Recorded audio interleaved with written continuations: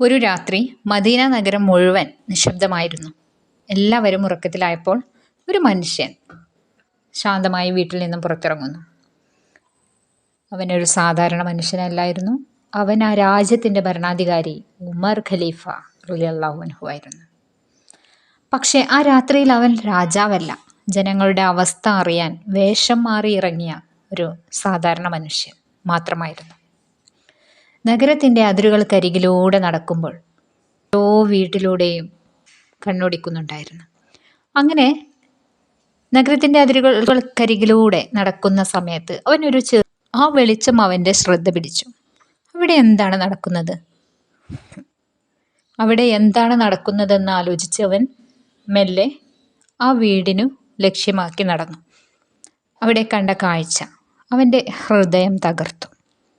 ഒരു ഉമ്മ ഒരു അടുപ്പിന് മുന്നിലിരിക്കുന്നു. ചുറ്റും ചെറു ചെറു കുട്ടികൾ വിശന്നു കരയുകയാണ്. അടുപ്പിലൊരു കലത്തിൽ ഒരു ണ്ട് അതിലെന്തോ പാകമാക്കുന്നത് പോലെ തോന്നും. പക്ഷേ യാഥാർത്ഥ്യം വേറെയായിരുന്നു. ഉമർ ഖലീഫ അടുത്തേക്ക് ചെന്ന് ചോദിച്ചു, ഇങ്ങനെ എന്താണ് സംഭവിച്ചത്?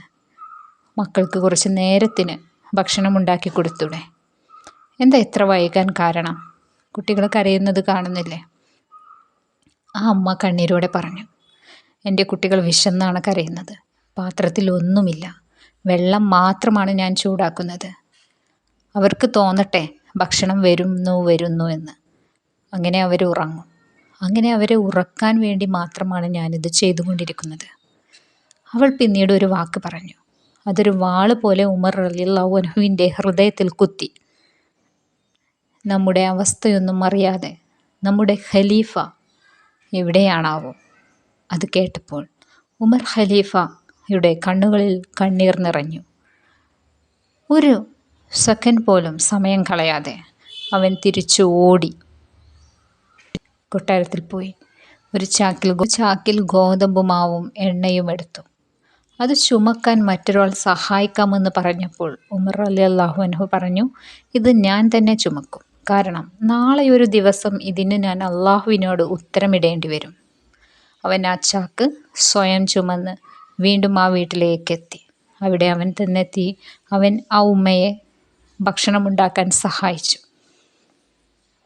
കുട്ടികൾക്ക് സ്വന്തമായി ഭക്ഷണം കൊടുത്തു.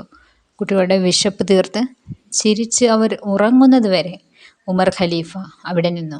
അവരുടെ സന്തോഷം കണ്ട ശേഷം മാത്രമാണ് അവൻ ശാന്തമായി മടങ്ങിയത്. ഒരു രാജാവ് അധികാരത്തിലിരിക്കുന്നവനല്ല, ജനങ്ങളുടെ വിശപ്പിനും വേദനയ്ക്കും ഉത്തരവാദിത്തം ഏറ്റെടുക്കുന്നവനാണ് യഥാർത്ഥ നേതാവ്.